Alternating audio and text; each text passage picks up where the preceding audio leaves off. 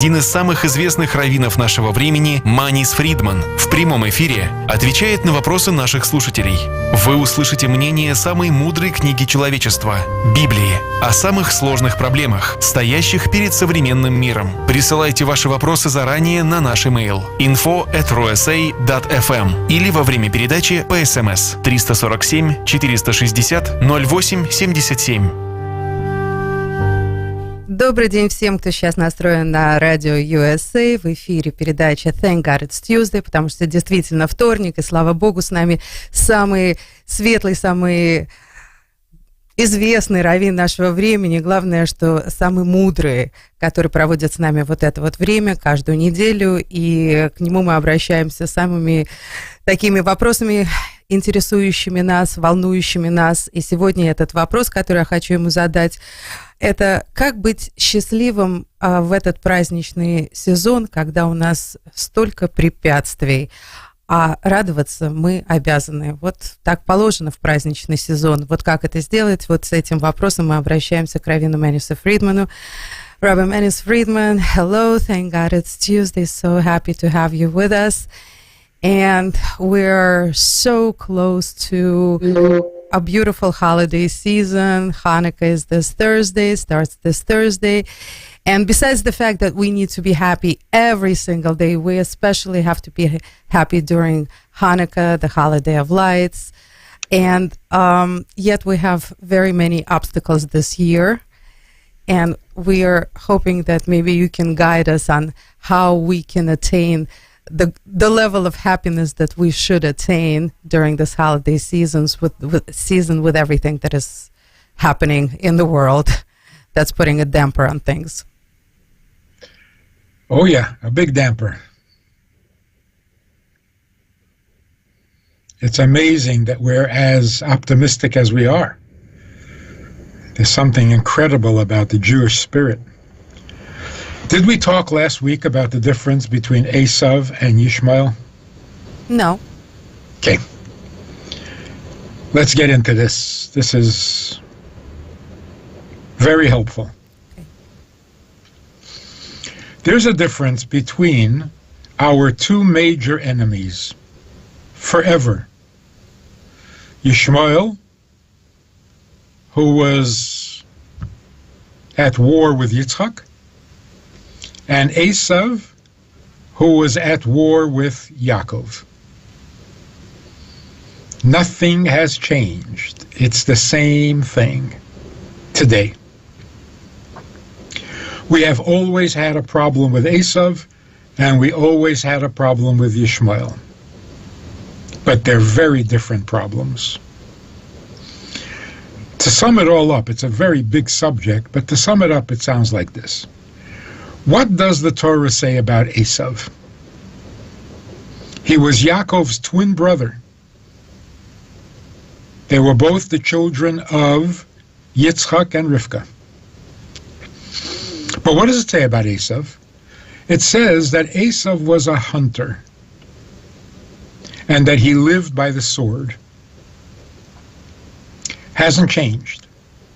The descendants of Esav until this very day live by the sword, and they're hunters. They're warriors. These are not biological descendants, because the world is so intermarried, there are no direct descendants of Esav. But ideological.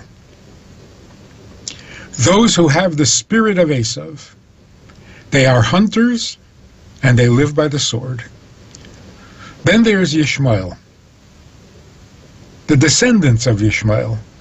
Yishmael was Yitzchak's brother, half-brother. They were both children of Abraham. But one was from Abraham and Sarah, and the other one was from Abraham and Hagar. What does the Torah say about Yishmael? It says about Yishmael that he will not inherit together with Yitzchak. Sarah told Avraham, send them away, because he will not inherit together with my son Yitzchak.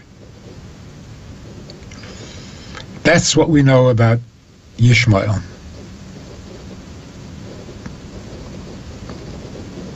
What is the difference between a hunter and an inheritor? We all agree, Jews, Christians, Muslims, we all agree. The land of Israel was given to Avraham as an inheritance for all generations to come. Now the question is, who inherits? Esav, we know, was technically born before Yaakov. They were twins, but Esav came out first. Yaakov tricked him into selling the rights of the firstborn. Esav was angry about that, but he did sell it. Why did he sell it? Says clearly in the Torah. Esav said, "What do I need the firstborn privileges for? I don't need it." Why doesn't he need it? Because he's a hunter. A hunter takes what he wants, anything he wants. And if he's a good hunter, then he can take whatever he wants from whoever he wants. It's just a question of how well do you use your sword. So he lives by the sword, and when he wants something, he conquers it, he captures it, he takes it by force. So what does he need to inherit for? So it's almost like Esav said to Yaakov, "Go ahead, you inherit the land. I don't care. I'll take it from you. I'm a hunter." Yishmael never did that. Yishmael didn't claim to be a hunter or live by the sword. He just claimed to be Avraham's son, and he inherits. An inheritance comes automatic. You don't have to do anything to inherit. You don't have to sign anything. You don't have to pay. You don't even have to be an adult. A newborn baby inherits everything his father has. It's automatic. It's non-negotiable. So, for example, if I inherit something from my father, I can't give it away because my children inherit it too. So if I want to give it away, I have to have their permission because they are the next generation of heirs of inheriting. Okay, so the argument between Yishmael and Yitzchak is who is the inheritor. It is so enlightening. It explains everything. Number one, how come we've made no progress whatsoever? In 70 years, we have made no progress. Nothing. How come? Everybody wants peace, supposedly. People are very smart. And everything has been tried. Well, not everything. The same thing has been tried over and over and over. Okay, now we will understand. If Israel says to the descendants of Ishmael, not biological descendants, ideological descendants, if Israel says to them, we will give you half the territory, we will create a two-state solution, doesn't that solve the problem? No, it doesn't. For two reasons. First of all, if we are the inheritors, if we are the heir, what do you mean half? It all belongs to us. We inherit whatever belonged to Avraham. And number two, it's such an insult. You're going to give us our own state? You're going to give us what is ours? Chutzpah. So no deal. Of course no deal. Because Yishmael doesn't want the land. He wants to be the inheritor. And even if they could take the land from us by war and by violence, not good enough. Why do I have to capture what is mine? It also explains why they need to destroy everybody from river to sea. And no, a Jewish baby is not a civilian. Why? The Jewish baby is the threat. As long as there's a Jewish baby, they inherit. It's interesting that Christianity, which is part of Esav, that is the architect and the inventors of anti-Semitism for 2,000 years, never wanted to annihilate Jews. Interesting thing about a hunter. A man goes hunting for deer. When he captures the deer, does he erase all memory? Does he wipe out every piece of evidence? No, on the contrary, he brings it home. And he mounts the head of the deer on his wall over his fireplace for everyone to see. That's what a hunter does. He is proud of who he hunted and how victorious he was. If he hunts a bear, he brings it home and makes a rug so that he can show all his guests and all his visitors, look at the size of that bear, and I beat him up.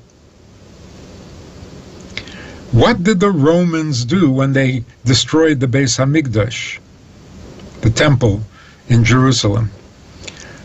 They were the only ones who carried off whatever they could. They took with them souvenirs. And they even created that the Arch of Titus, in which they depict carrying off the menorah and the beating of the people. They don't want to erase what they did. They want to memorialize it. But if your problem is inheritance, even if you kill your brother who is your competition, even if you kill all of them and leave one baby alive, you lose, because that baby inherits everything. So Esav, who was our enemy for 2,000 years, doesn't want us to disappear. He either wants us to convert, and then he'll show us off like a deer trophy or a bear rug. He'll say, you see this? All these Jews, we made Christians out of them. Or he will continue to hate and despise and make pogroms, but not wipe them out, because then there'll be nothing to show off. So Esav's descendants never got into exterminating. It works against their interest. We are accustomed to fighting with Esav for 2,000 years. Most of the Jews who went to Israel in 48 came from Europe. And they think they're still fighting Esav. That's why nothing is working. Yishmael is not Esav. Yishmael does not want to win a military battle with you. and does not want you to give them land.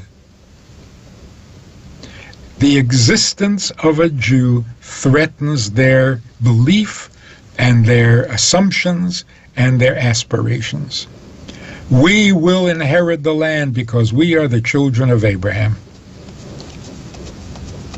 And that's why the existence of a Jew is a problem for them.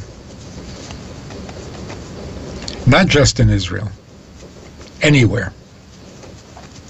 Because wherever a Jew may live, even if he lives in Australia, he inherits the land. Now everything makes sense.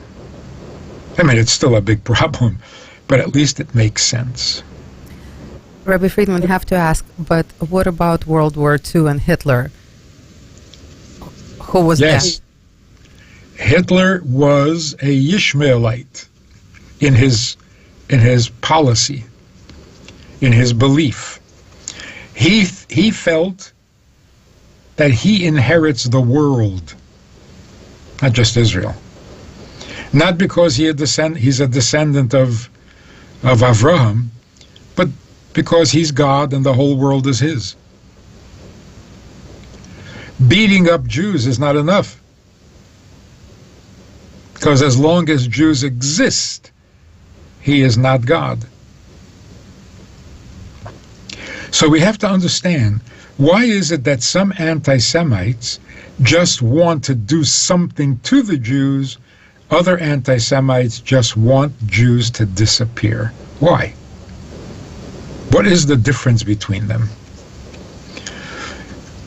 When is the existence of the Jewish people a threat to someone? If we left Israel and gave them the entire land, would they be content? No. Because wherever Jews live, even if it was in Bijan, you're a threat to them. Because you're an inheritor. Can't do that. Can't let that be. It now explains very clearly why we have never made any progress towards a settlement, because we're talking the wrong language. Two-state solution? You're not talking to Russians now. You're not talking to Esav. They don't want the land, they want the firstborn rights. They want to be recognized as the only heirs to Avraham. In other words, they're completely religious. Their claim is religious, based on the tradition of Ishmael. That's why when you say to them, "What is your problem? We are a democracy." Don't you see why it doesn't have any effect? It doesn't matter that you're a democracy or you're not a democracy. You inherit and you gotta go. It doesn't make any sense to say to Yishmael, we have a right to defend ourselves. You're not addressing the issue. You're not even getting close. So they don't hear you. But America hears you, and America is very proud of you. Yeah, because they're Esav. To Esav, it makes perfect sense.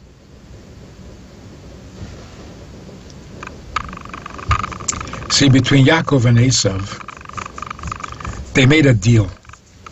Esav said, the physical world, the material world, belongs to me. Heaven belongs to you. So you go be spiritual and leave the earth to me, because it's all mine. All of a sudden, Esav discovers that Yaakov is rich. Esav says, oh no, that's not the deal. You don't get to have material wealth. That's my department. You sit and study, meditate and pray. That's your part of life. But you're rich? You have a land? No. But then they met. In last week's Parsha, they met. And Esav took a look at what Yaakov has and says, you know what? I have so much. Keep whatever you have. You're not threatening me. So they made peace and they went their separate ways. There are moments when Esav is threatened by Yaakov. Why are you successful in the material world? You should be just philosophers, hungry, poor, living in ghettos, and thinking very high thoughts. That's what a Jew should be doing. But you own a house? You run a business? No, that's our territory. And so they'll go to war. And what will they do? They will confiscate everything you have. They're not out to kill you. Of course, if you don't let them take what you have, they'll kill you just, to make things more convenient. But Russia was never out to destroy the Jews. On the contrary, they wouldn't let them leave.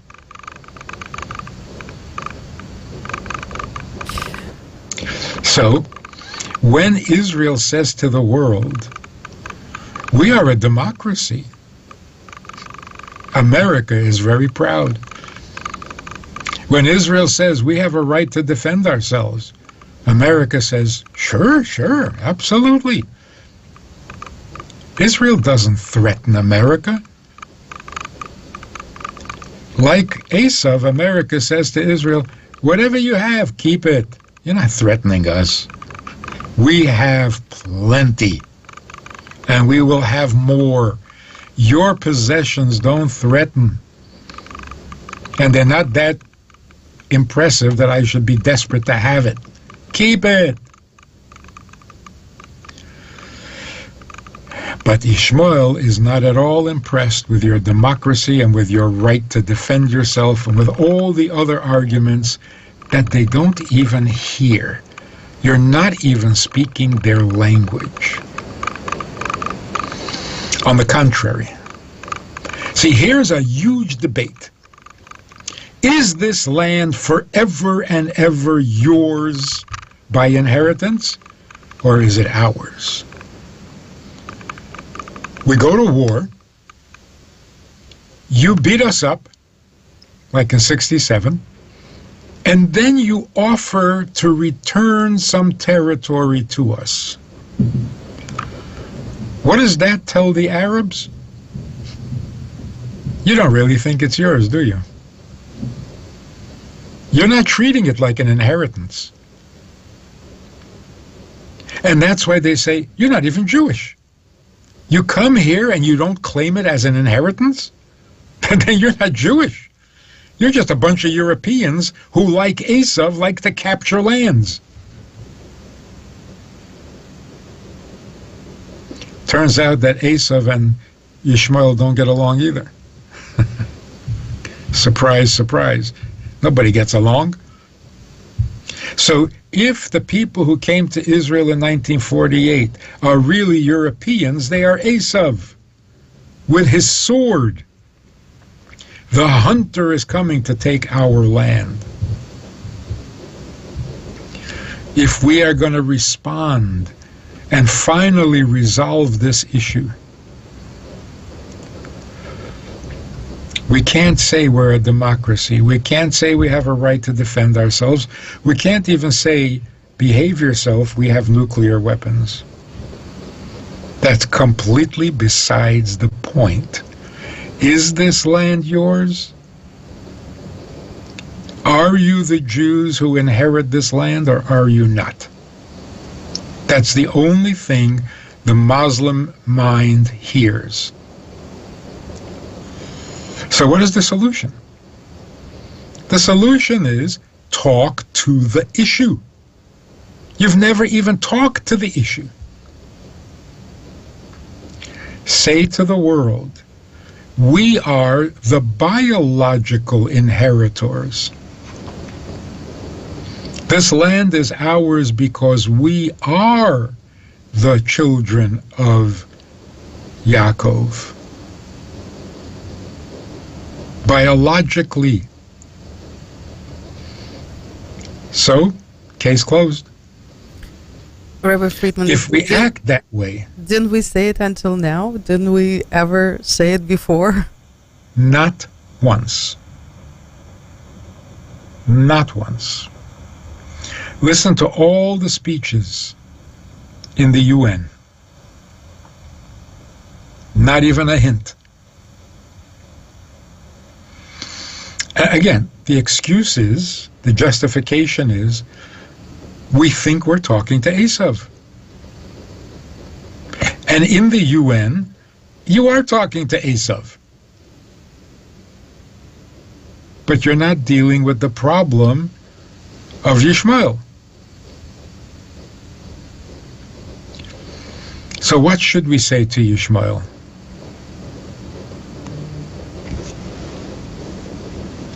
Two things. Number one, you're right. Israel cannot be captured. It can't be given away. It can't be bought. It can only be inherited. But we are the inheritors. You are not. Why? Because you stopped being Jewish. You don't act like Semites. You act like Europeans. You think like Europeans. You behave like Europeans. You even your religion is European. Our answer to them has to be, number one, we are the Jews. Even if we don't act like it, an inheritance doesn't depend on how you act. Even the worst child inherits everything that belongs to his father. So don't change the subject. It is an inheritance, you're right. And we inherit it all. And because we inherit it, we can't give you anything. And we won't insult you by offering it. No one alive today can give away an inheritance which belongs to his descendants. So no, we can't give you an inch. It's an inheritance, not a gift. And no, you can't buy it, and no, you can't conquer it. No. And you are not the inheritor. Why? Because the Torah says explicitly, the son of the maid will not inherit together with my son, Yitzchak. Case closed. Now the second problem is, Jews cannot believe, cannot imagine that by quoting the Torah, they will win an argument. Because we're so convinced, because of 2,000 years of living with Esav, that no matter what you say about your religion, they're going to quote their religion, and you're not going to win a single argument. You say, thou shalt not murder in the Old Testament, and they say, oh, but we have a New Testament, and you are bad, you're going to hell. Yeah, but the Torah says, why do you think they're going to be impressed by what you think the Torah says? So we're used to that. We're used to not using the Torah as our argument. Now we're dealing with Yishmael, and we think the same thing. Of course, we know that the land belongs to us. We know that we are the chosen people. We know that we inherit the land. But what, you're going to tell them and they're going to listen? They're not going to listen. So why even make the argument?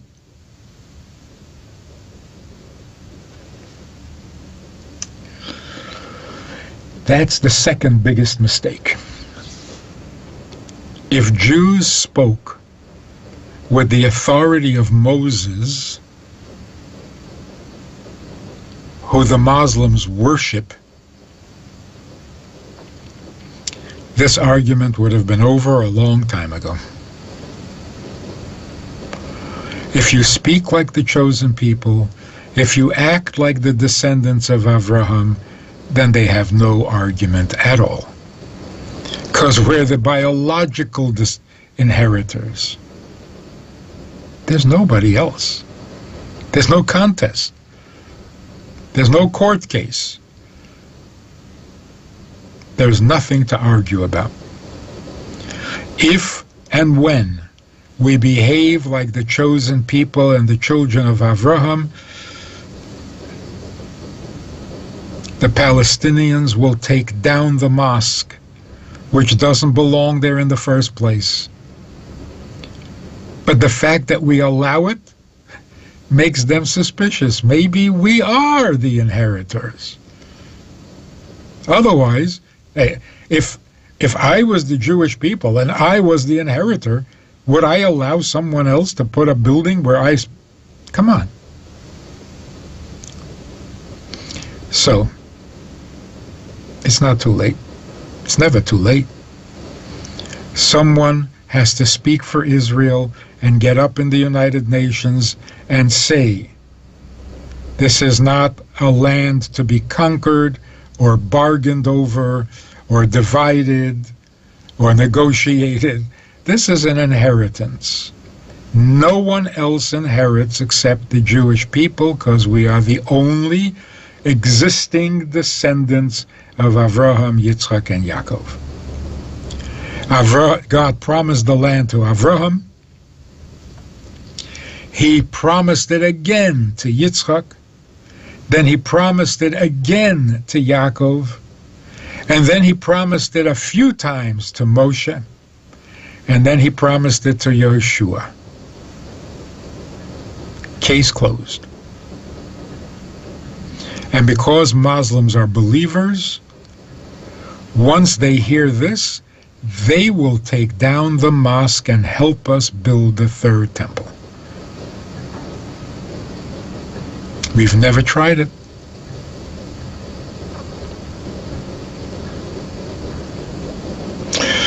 Even with Esav, when Golda Meir was prime minister, she was coming to the United States to meet with President Nixon. And there was a press conference before she arrived.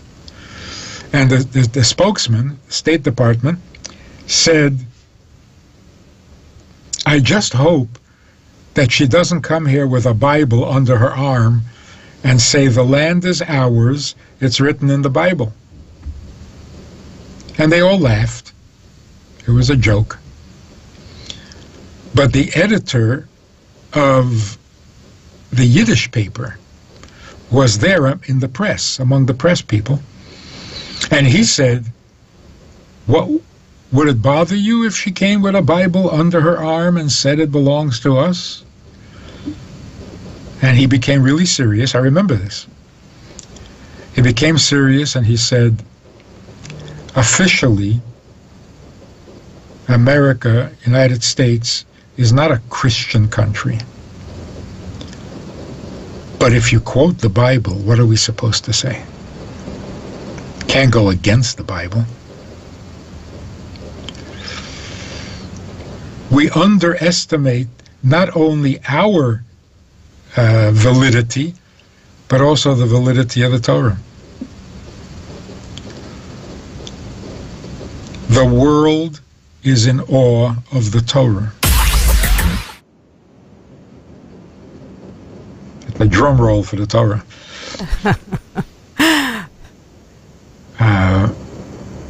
When you speak with the authority of the Torah, people listen. not only listen, they obey. Somebody just pointed out, who was it? Somebody popular on television. He said, isn't it interesting? Everyone over 25 supports Israel. Everyone under 25 supports Hamas. So it's an age thing. It's college. Colleges have become so toxic, such poison. So maybe the numbers are off a little. Maybe everybody under 30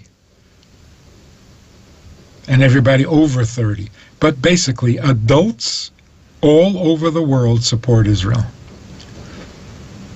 College students, even if they've already graduated, poisoned.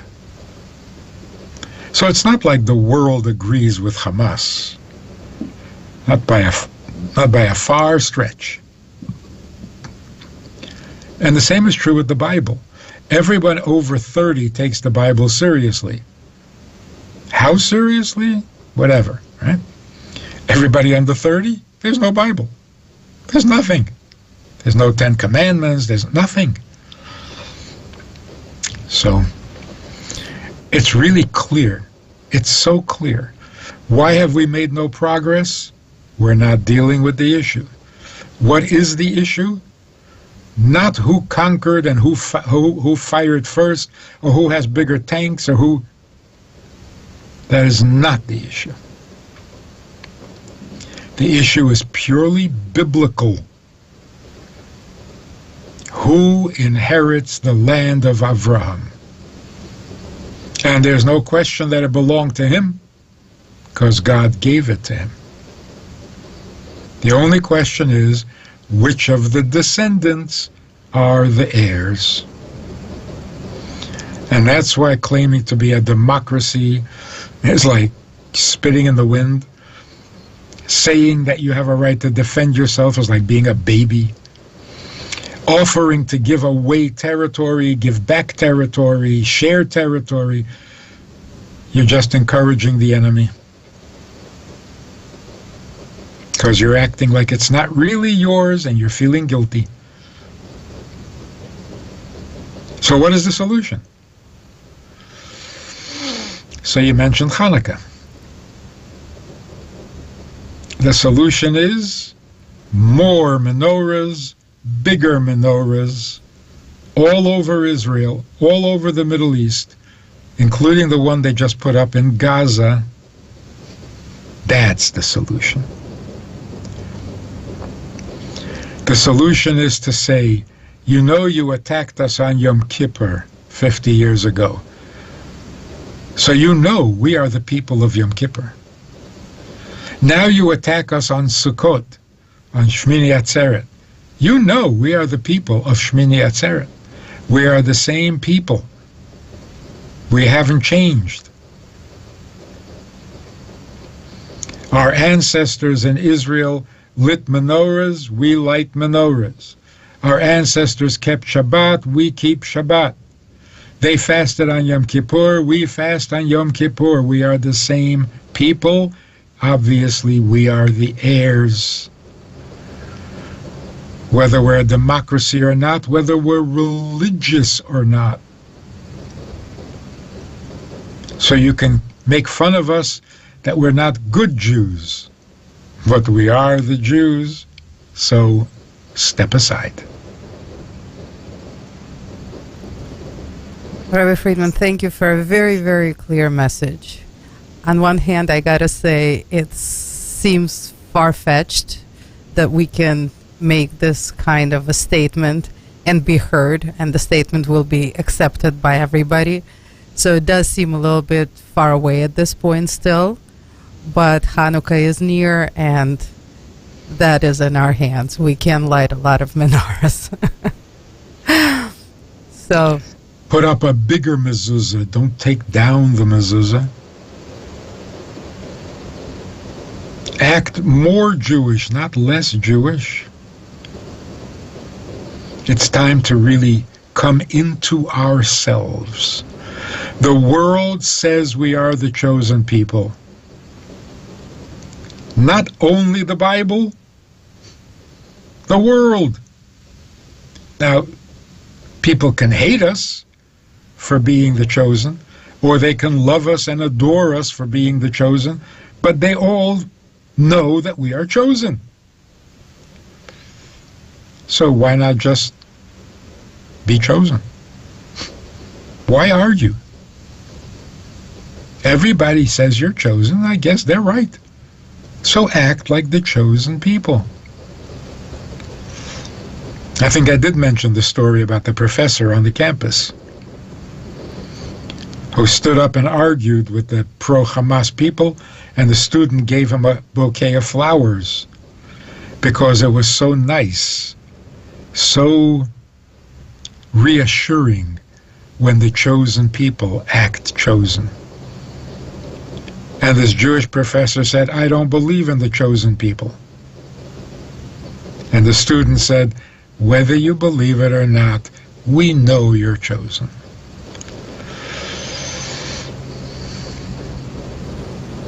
Can't disagree with the whole world, can you? Absolutely not, Rabbi Friedman. For sure not. Thank you so, so much. This was a very new message that we heard from you today. Very deep, very a lot to think about, a lot to take away. And of course, most importantly is Hanukkah is around the corner, and this is a definitely big celebration in Jewish life.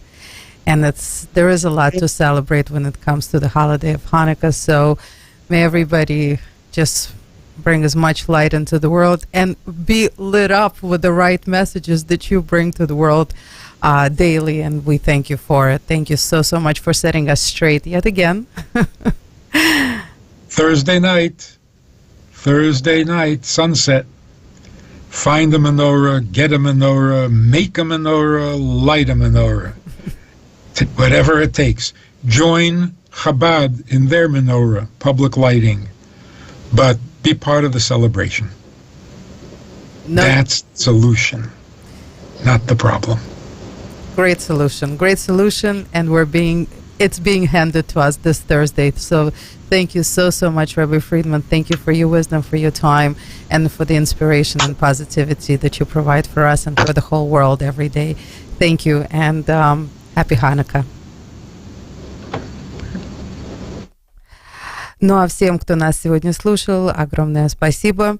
Надеюсь, что сегодняшняя передача принесла какое-то вразумение, позитивность, какой-то свет, который вы можете взять и также отдать другим, распределить его честно и другим, чтобы все были на позитиве, чтобы все приобретали силы, которые нам еженедельно приносят на наши волны, в нашу жизнь.